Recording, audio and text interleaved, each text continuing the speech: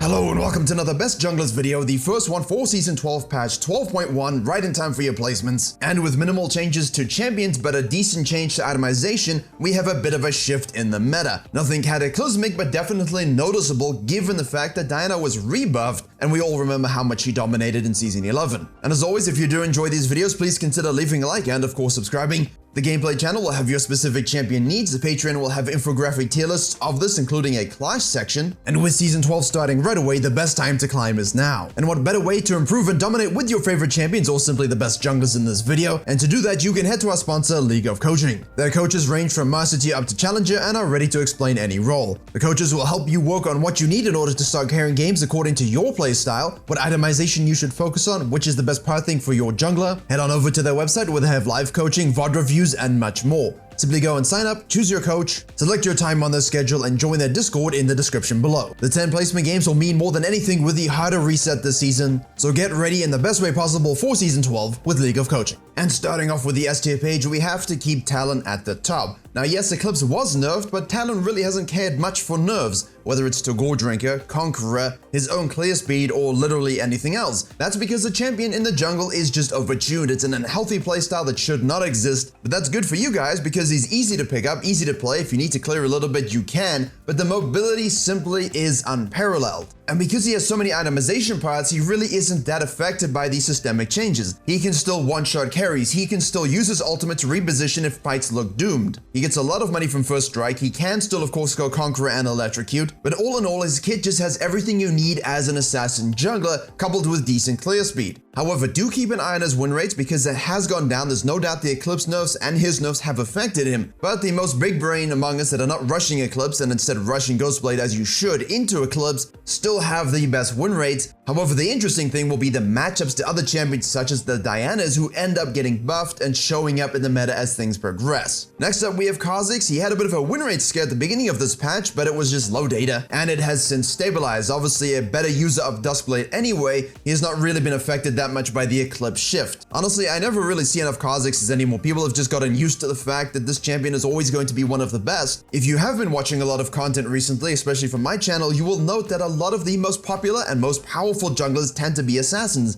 abusing that itemization or those first strike rune sets. And as it so happens, Kha'Zix is one of those champions. Keep on evolving, keep on adapting, keep on winning. Shaka, on the other hand, while he has his downfalls, is still one of the best champions at simply annoying laners, setting the jungle tempo for the enemy jungler in that they simply cannot match you, and very few junglers and most of you healers will have the awareness and the ability to sequence appropriately to stymie your experience gain. And therefore, as you are throwing boxes where they do not belong, as you are backstabbing champions that do not want to be backstabbed, and as you are obliterating bot lanes when they're level 1, you are creating the leads that will allow you to close games early before the team fights come forth and Shaka loses a bit of his power. Well, that's on you, Ronald McDonald. Clown business is still on the menu. Following that, we have the Lady of the Moon. Diana is once more in the jungle, and yeah, I'm slapping her fourth. Her pick rate just went skyrocketing. Her win rate has gone skyrocketing also. It's not as oppressive as it was in Season 11, but boy, is it good. On my very first stream, basically since 2020, the first serious stream, I covered a Diana gameplay that I released on the second channel, and we all saw live exactly how much faster her clear speed is, and that passive AP ratio buff means that her fisting and her fighting is just as good as ever. Word to the wise though, don't go for the Conqueror rune set by default. Think deeply about your rune set because first strike is looking very good. I mean, she is basically an assassin in that situation, but please, while you can full clear and get a good one down at 310 or sub 310, and then use that level 4 spike for river control, gank control, invade control, don't forget that you are really good in early skirmishes and you can still gank very nicely because of the gap closer. The scariest Diana jungler is the one who is the most dynamic, the one who can play with all phases of the moon if you will. Next up we have Viego, and for all the time that I was trying to tell you, hey guys, they're buffing crit stop going Divine Sundra, go shield bow, now they finally nerfed it, that base shield going down, thank goodness, and everyone's actually playing it. Well, we can start to shift back into either Divine Sundra or the Kraken Slayer build. While you might not always necessarily need it in terms of composition, and while you still can use shield bow, blindly picking it for no reason makes no sense anymore, and you look at the win rates, you will see the same thing. Choose wisely your mythic based upon composition, choose wisely your mythic based upon how you play the champion. All it means is that a Sterix might be a bit more palatable, and obviously you can't buy Sterix as well as shield bow. Regardless of your itemization choice, you're still one of the best junglers and one of the best ways to carry your placements. Following him, we have the turbo horse 6-legged beast known as Hecarim. I'm not quite sure if we should say Hecarim is OP versus just hidden OP,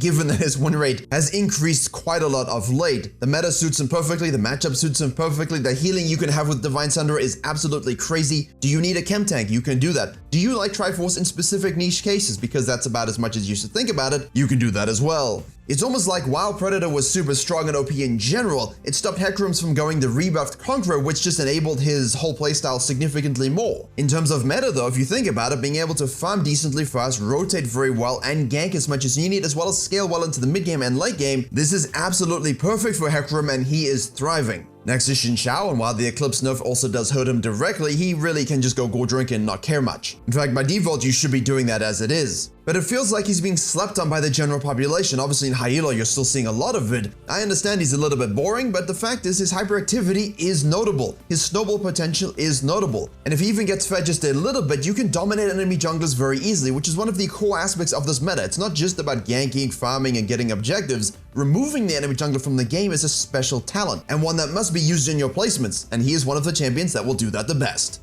Warwick, on the other hand, is a topic of much discussion about being blatantly broken. That's absolutely nonsense. Who knew that a champion that heals and does more damage based upon how low you both get in HP, as well as now having lethal tempo as an option, would win almost any 1v1? Who knew that such a champion would thrive off of snowballing, and when he's an item ahead of you, you simply cannot kill? But that's for the Chimeras who actually know how to get those leads and then use them to win games. It's an absolute straightforward process to do so. Make sure you 4-camp, look for action, try and get 1200 first buy, get your Tiamat, and now you can flex into whatever you like. The Kraken Slayer Titanic build is a particularly snowbally one, but the Sunfire, Frostfire, Divine Sunderer with the Titanic is your core choice for most of you. Please do master that before you swap onto the Kraken Slayer. But the addition of lethal tempo to our rune set pool is something that's really fun in terms of a different playstyle. It enables us to go on more early invades to again suppress the enemy jungler, and obviously with our Dragon and Herald control, we should have no issue rotating around the map and annoying everyone so that we can get put on Reddit for just outstanding them. And now onto the A tier page, and we shall start with Kayn. While Kayn always seemingly gets affected by the most random things, either through rune sets or other matchup nerfs, because of the form choices, he really responds well to when you have squishy metas. If it's an assassin meta with the Ghost Blades, Shadow Assassin is the way, and First Strike obviously gives you a faster transformation as well. But as soon as you see any of those Warwicks and Vi's and Nunus and other tanky beefy fighters, Ross will always be the better choice, so please understand that that form does exist. I just never seemingly see it even when I should. Much like Kha'Zix can always adapt to the meta and adapt to survive. Nunu doesn't really need to evolve because the kid is just inherently always useful, and honestly, even in my perspective, I just don't see one for a while, and I'm like, why am I putting Nunu on the best junglers tier list? And then I face one or see a good one in a VOD review, I'm like, wow, the enemy jungler had no chance. There's no way to keep up with him unless you map reading the Nunu perfectly for counter ganks, or map reading him perfectly to steal objectives and counter jungle. It can just feel like you're absolutely chasing the ball on defense, and for Nunu, that's almost literally exactly what you're doing. It's the absolute worst way to play jungle, and honestly, if you like being that driving force and forcing enemy junglers to tilt, as well as either being an AP one-shot machine or just a pure tank for peel, Nunu is the one full tank jungler that really just remains viable. Well, him and Zac, but we'll get to it. Next we have Fiddlesticks, and yeah, not really thriving as he once did, but the optimization is complete. First Strike is a good rune set. You can go whatever else you like in terms of domination. I did cover that last weekend. But the nerf to Predator did impact our Fiddlesticks in terms of matching the meta with being able to rotate and have those ganked without our ultimate.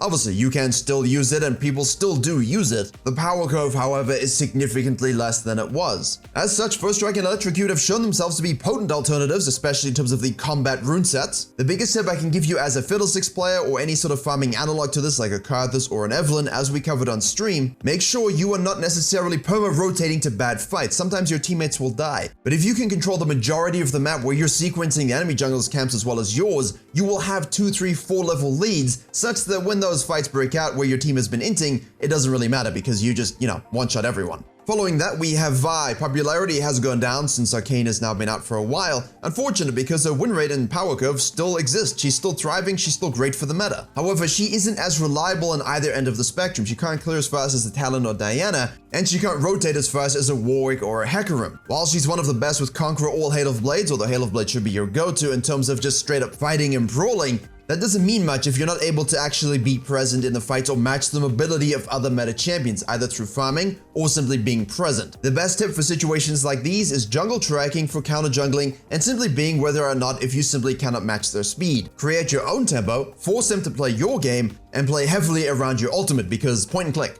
Following Vi, we have Graves. Now, I'm keeping him on this list even though his win rate has gone down because despite the fact that Shield Bow is nerfed, it doesn't matter. Because you're going Ghostblade first anyway into the Shield Bow, you can always go Eclipse also. The effect of that Shield Bow doesn't come until a little bit later, which means you're still Graves up until that point. And only afterwards will your survivability take a hit when you just, E into an entire team and expect to live. The thing is, you're still Graves. You still have your True Grip passive, you still have an alternative mythic that you can go, and your map control and level leads at this point should still be substantial enough that you can win most trades. Just remember, Graves is the master of jungle game flow. Read the map and be smooth about it. Be everywhere you should be nowhere where they expect you to be, and you can still easily carry with this champion. Following Graves, I'm slapping Echo in here, and yes, you could argue for Rek's side, the nerfs didn't really impact the full Qmax crowd, which was most of you. So while her win rate is down, let's give her that honorable mention in the slot. But Echo does everything you need in the meta, and obviously with First Strike, you can get to this item sooner. Dark Harvest is still the best rune set, don't get me wrong, but you can choose your playstyle based upon how exactly you like to play the champion. The whole point of Echo though is just reaching itemization spikes and snowball potential such that your ultimate is simply used for damage because you really don't need a reset. When you go in, you kill them, end of story. Next up is Master Yi, and while you might think, hey, this is only a low elo champion, well, yes and no. The fact that Lethal Tempo was changed this season means he has a lot more viability in terms of stat checking a little bit earlier, and that's just scary for a champion that feels uncontrollable when he's fed. I don't know, if you just want LP and to get to gold without thinking, just play this, but if you want a bit more nuance, stay tuned for the next section. But before we do that, Zachary has to be addressed. He is the best pure solo queue tank jungler. Nunu can go full AP one-shot mode, so has that option. Yes, you can go funky things on Zach to make him a bit more hybrid, but overall, no one is better at the sliming, ganking, tanking, and disrupting.